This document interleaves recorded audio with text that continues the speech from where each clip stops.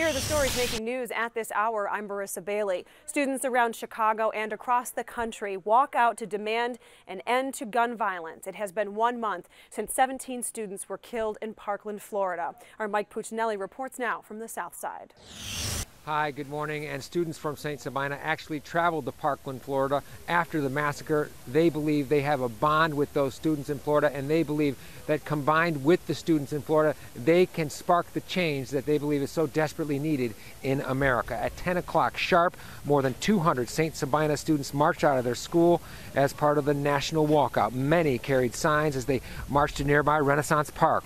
That's where they were joined by students from National Academy and Perspectives Charter School for a rally. The walkout here along 79th Street was designed to be 3 minutes longer than the 17 minutes called for to honor the 17 lives lost in Florida. The extra minutes were in honor of murdered CPD Commander Paul Bauer and young Chicagoans lost to the plague of gun violence. Students say taking part is empowering. It's not right that children can't go outside and just feel safe. It's not right that people have to worry if their kids will come home tonight. It's not right that people have to worry about losing another young child just because of the gun violence that's been going on today.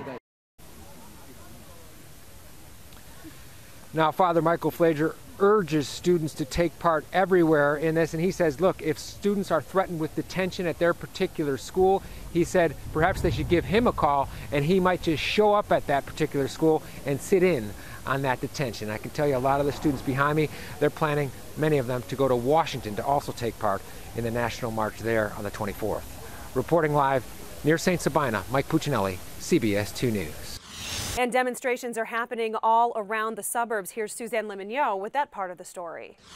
I'm Suzanne Lemonnier at Romeoville High School here in Romeoville, where a planned student walkout was canceled because of this Instagram post that you see right here.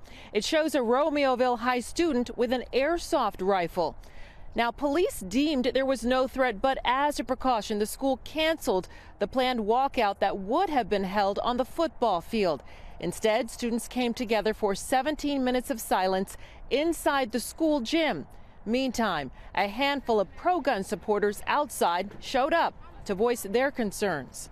And I'm a mom to 2 young kids, and I bawled my eyeballs out for them. But what I'm seeing here, and obviously this is the 1 month anniversary, and I know it looks callous. It looks like we don't care, but we really do. The problem is, what we want to be heard on is that, you know, it's not about the gun, it's not about the weapon. There are mental health issues that are going on here that are not being addressed. The principal is expected to speak to the media sometime this morning to talk about the minutes of silence he shared with the students here. In Romeoville, Suzanne Lemonnier, CBS 2 News. And finally, meteorologist Megan Glaros has a look at your Wednesday forecast.